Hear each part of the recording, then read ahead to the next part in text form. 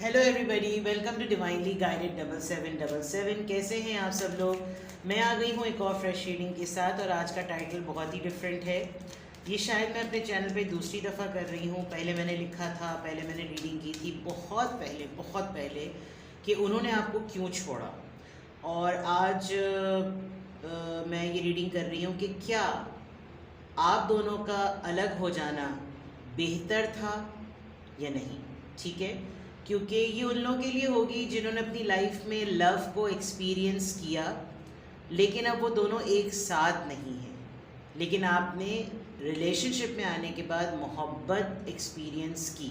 ये crush, first affair, first love, first commitment सब हो सकती है। यानी ये आपकी लाइफ का सबसे पहला वो मोहब्बत का दौर होगा जिसमें आपने मोहब्बत को सही मायनों में समझा। कुछ लोग मोहब्बत में छूट जाने को, बिछड़ जाने को इल्ज़ाम देते हैं, ब्लेम करते हैं, बददुआएं देने लगते हैं, मिसयूज़ होते हैं और हकीकत में यही सब कुछ होता है। जबकि होता यही सब कुछ शादी के बाद भी है। आपको धोखा भी किया जाता है, आप मिसयूज़ भी होते हैं, आप अब्यूज़ भी होते हैं, आप इंसल्ट भी होते हैं, लेकिन वो एक कागज़ पे लिखी हुई बात होती है कि कबूल है, इसलिए इंसान को वो कोई चीज़ गलत नहीं लगती। तो मैं बहुत ज़्यादा डेप्थ में नहीं जाऊँगी, मैं सिर्फ ये चेक करूँगी रीडिंग के थ्रू कि आप दोनों का एक दूसरे से अलग हो जाना बेहतर था या नहीं। ठीक है, क्योंकि अगर आप लोग आज अलग हैं तो उसके पीछे यकीनन कोई ना कोई वजह है। लेकिन उस वजह को टैरो कार्ड से यूँ चेक करेंगे, क्या वो वजह जो आपके माइंड में है वो ठीक है या जो टैरो कार्ड्स में आई है वो ठीक है। ठीक है, ये टाइमलेस, जनरल और कलेक्टिव रीडिंग होगी। जब कभी भी आपकी नज़र से गुजरेगी ये आपका उस वक्त का मैसेज होगा। मैसेज वही लीजिएगा जो आपको अपनी सिचुएशन से मैच करते हुए लगे, and it is going to be a reflective reading. ठीक है, प्राइवेट रीडिंग्स के लिए आई एम अवेलेबल। पाकिस्तान का कंट्री कोड आप ऐड कीजिए 92 और मेरा ये नंबर मिला लीजिए। ये नंबर पेमेंट्स के लिए नहीं है। कुछ लोग पेमेंट्स में भी ये नंबर लिख देते हैं, बाकी चीज़ें मैं आपको प्राइवेटली बता दूँगी। मैंने अभी थोड़ी देर पहले रीडिंग अपलोड किया, वादा किया था कि मैं चार्म्स यूज़ करूँगी और मैं रीडिंग में इतनी इंडल्ज हो जाती हूँ कि मैं भूल ही गई। और जब मैंने कैमरा ऑफ किया मैंने कहा लो भाई आज फिर डांट पड़ेगी। चलें देखते हैं कि आप दोनों आज साथ नहीं हैं। क्या आप दोनों का एक दूसरे से अलग हो जाना बेहतर था या नहीं। 6 of pentacles, taurus, Virgo, Capricorn cards जो हैं वो खुद ब खुद गिर रहे हैं। आप देख रहे होंगे the chariot, page of wands,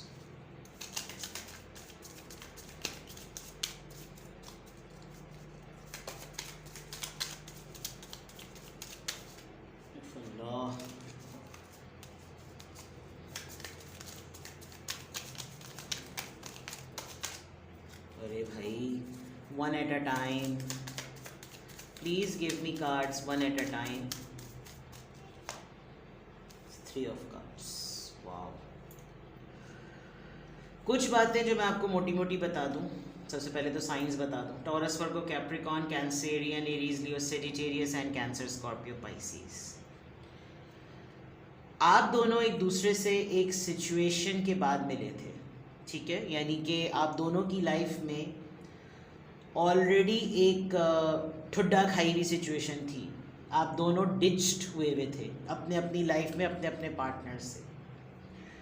कोई बहुत स्ट्रॉन्ग कैंसेरियन है आप दोनों में से यहाँ पर विद द चैरियट कार्ड, या फिर Sagittarius and Cancer, Scott. Water sign बहुत स्ट्रॉन्ग है यहाँ पर। आप दोनों कैंसेरियन हो सकते हैं। जब आप दोनों एक दूसरे से मिले, आप दोनों ने ये सोचा कि बस मिल गए हैं ना तो बस भिड़ जाएं एक दूसरे से। दोनों की अपनी अपनी जो भी महरूमियाँ थी वो आप दोनों ने एक दूसरे के साथ मिलकर पूरी की। शुरू में आपके पर्सन ने आपको ब्रेड क्रम्स ज़रूर दिए, लेकिन वो ब्रेड क्रम्स आपके लिए बहुत बड़ी ब्लेसिंग और आपके पर्सन के लिए भी बहुत बड़ी ब्लेसिंग होते थे। For example, bread crumbs means सिर्फ एक कॉल कर ली, एक मुलाकात कर ली, वो इतनी सिग्निफिकेंट और इतनी टॉक्सिसिटी से दूर होती थी कि वो ऐसी अपनी छाप छोड़ती थी कि आपके पर्सन लिटरली प्लान करते थे कि अब दोबारा कब मिलना है। ये मैं आपको आपके रिलेशनशिप की एनर्जी बता रही हूँ। Then you people had the best time of your life, best से बेस्ट टाइम। अब इन तमाम इतनी स्ट्रॉन्ग बातों के बाद ये कहना कि क्या आप दोनों का एक दूसरे से बिछड़ जाना ठीक था या नहीं, उसकी रीजंस मैं अब देखती हूँ, लेकिन पहले आपको आपके रिलेशनशिप का टाइम बता दूँ। अमूमन हर रिश्ते में शुरू में ऐसा ही हो रहा होता है कि एक हाइप हो जाती है, लेकिन यहाँ सिचुएशन डिफरेंट है। लोग ब्रेकअप के बाद मिलते हैं लेकिन पहले का अपना पास्ट बताते नहीं। यहाँ आप दोनों ने किसी ने, देखिए मैं आपको समझाती हूँ, ये हाथ जो दे रहा है इसका तराजू नीचे पहले ही से है, यानी कि ये ऑलरेडी रिसीविंग एनर्जी में था। ये हाथ बस वेट कर रहा था कि मुझे कुछ मिले और मैं फ़ौरन उसको ग्रैब करूँ। तो जो मैंने आपको अभी बात समझाई, बहुत कम लोग होते हैं जो अपने पास्ट को भी सामने रख के बोलते हैं भाई मेरी लाइफ में भी पहले कोई था, मेरी लाइफ में अब मैं अवेलेबल हूँ। आप लोगों ने इस रिलेशनशिप को शुरू ऐसे ही किया कि जैसे जाहिर ना किया हो कि मुझे तुम्हारी ज़रूरत है, तुम्हें मेरी ज़रूरत है, बस ये रिश्ता शुरू हुआ और शुरू होने के बाद you just found it okay fine, यही तो है वो। बहुत अच्छा शुरू हुआ, दोनों एक दूसरे को ट्रीट करने के पॉइंट ऑफ व्यू से बहुत सरफेस पर चलते थे, लेकिन वो सरफेस पे चलना ही बहुत तगड़ा होता था। इनफैक्ट आप लोगों की मीटिंग बड़े अरसे में होती थी विद दिस 3 ऑफ कप्स, लेकिन जब भी होती थी किसी मेमोरेबल मोमेंट को क्रिएट करने के लिए होती थी। बर्थडे सेलिब्रेट करने के लिए आए हैं, न्यू ईयर सेलिब्रेट करने के लिए आए हैं, ऐसे मोमेंट्स में मिलते थे कि वो चीज़ें मेमोयर के तौर पे माइलस्टोन बनती चली गई। ये आपके रिलेशनशिप की एनर्जी रही। नाउ लेट्स सी आपके रिलेशनशिप में यूनियन ना होने के क्या फैक्टर्स थे। 7 of cups, the world, 5 of swords, 9 of pentacles, high priestess। आप इंडिपेंडेंट, सिंगल, काफ़ी बोल्ड पर्सनालिटी, इंट्यूशंस आपकी बड़ी स्ट्रॉन्ग डे 1 से लेकर आज तक हैं। यूनियन क्यों नहीं हुआ? बिकॉज उस वक्त आपके पर्सन बहुत सारे मल्टीपल मुहाज पर जो थे वो लड़ तो नहीं रहे थे, लेकिन टारगेट्स पर थे, और टारगेट्स ऐसे थे कि जैसे अपनी ज़िंदगी बदलनी है, अपनी तकदीर बदलनी है। इनका आपसे कभी भी झगड़ा नहीं हुआ, लेकिन इनका अपनी लाइफ के उस फेज़ के लिए अपने आप से काफ़ी जंगोजदल चल रही थी, और जंगोजदल ऐसी कि जैसे कुछ बनना है, कुछ करके दिखाना है, अपने आप को इस फेज़ से निकालना है, और इस फेज़ से निकालने के बाद ये प्रूव करना है कि मैं सिंगल होते हुए भी बहुत इंडिपेंडेंट, मुझे जिसने छोड़ा ये किसी और को प्रूव करने के लिए आपके साथ थे और उस वक्त फेज़ में थे। आपने एक बहुत ही सटल वे में, एक बहुत ही संभले वे में आपने इनको संभाला है, और उस वक्त की जो इनके एक पार्टनरशिप की महरूमी का रूम खाली था वो आपने फिल करके रखा, और इनफैक्ट आपने कुछ इनके लिए डिलिबरेट नहीं किया, ये आपकी ख़ुद की भी नीड थी। हाँ, ये बात अलग है कि आप सीक्रेटिव बहुत थे, आप एक्सप्रेसिव नहीं थे, लेकिन जब कभी भी आपका और आपके पर्सन का यूनियन होता था तो आप बिल्कुल ऐसे मिलते थे कि जैसे मैं तुम्हारा ही वेट कर रही थी, और उनका ये कहना होता होगा कि मैं तुम्हारा ही वेट कर रहा था, मुझसे ये दिन गुजारना मुश्किल थे, अब तुम्हारा मेरा यूनियन हुआ है, अब हमारी मुलाकात हो रही है, तो make the best of it. तो ये आपके मतलब जो आपके यूनियन में ना होने की जो रीज़न्स होती थी वो ये थी कि आप लोग यूनियन में क्यों नहीं हुए, आप लोग एक क्यों नहीं हुए। तो आप लोगों की अपनी लाइफ की स्ट्रगल अपने अपने एंड पर डिफरेंट चल रही थी, ठीक है। ये मैंने आपको आपके रिलेशनशिप की उस वक्त की एनर्जी बताई है। अब मैं देखती हूँ जो मेरे रीडिंग का पर्पस है कि आप दोनों का अलग हो जाना आपके हक़ में बेहतर था या सही। सबसे पहले मैं बेहतर हो को देखती हूँ। आपका एक ना होना क्या बेहतर था? The death, judgement, ace of swords, very nice and very bold. Death, Scorpio, Libra and ace of swords, Libra, Gemini, Aquarius. बहुत अच्छी बात मुझे यहाँ पर एक ये लग रही है कि आप दोनों एक दूसरे के साथ लॉयल और सच्चे थे। आप दोनों की लाइफ में जो भी था, ये डेथ कार्ड पहले आया है तो मैं इसको यहाँ रखूँगी, ठीक है। ब्रेकअप का आपको डे 1 से आपको खुद पता था कि आप दोनों यूनियन में नहीं आ सकते, ये मैं आपको क्लियरली बता दूँ। क्यों, वो मैं बाद में देखूँगी। आपने एक उम्मीद की किरण कुदरत पे छोड़ दी कि हम दोनों को पता है कि हम दोनों एक दूसरे से मोहब्बत करते हैं, लेकिन अगर हम यूनियन में नहीं आ रहे तो तू बेहतर जानता है। किसी एक ने तो लिटरली ये कहा कि तू बेहतर जानता है, अगर मिलाना है तो मिला दे।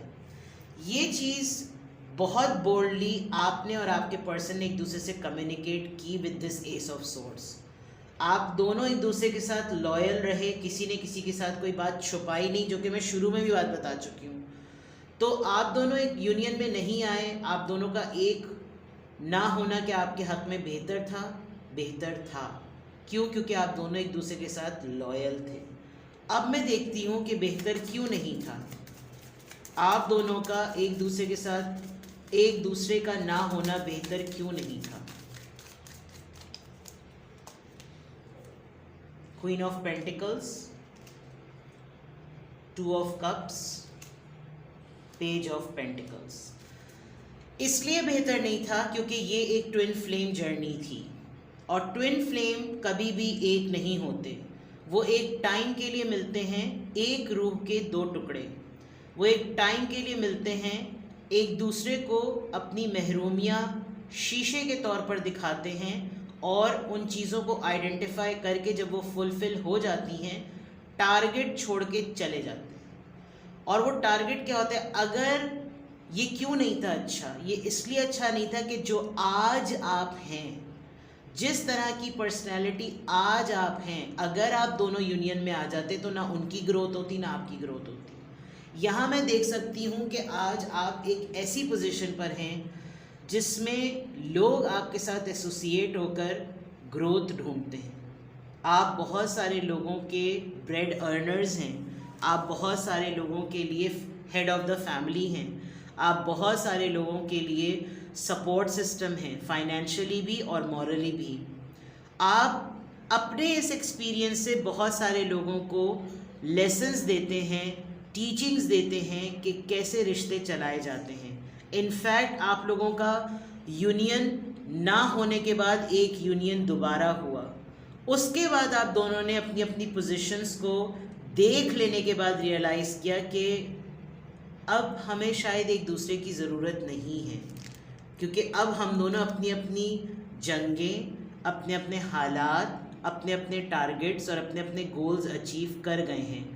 अब हमारी ज़िंदगी हमारी नहीं किसी और की है, और ये कोई और आपकी फैमिली, आपके सिबलिंग्स, आपका काम, आपका पैशन, आपकी अपनी विशेज़ और आपका अपना टारगेट हो सकता है, जो ट्विन फ्लेम्स का होता है।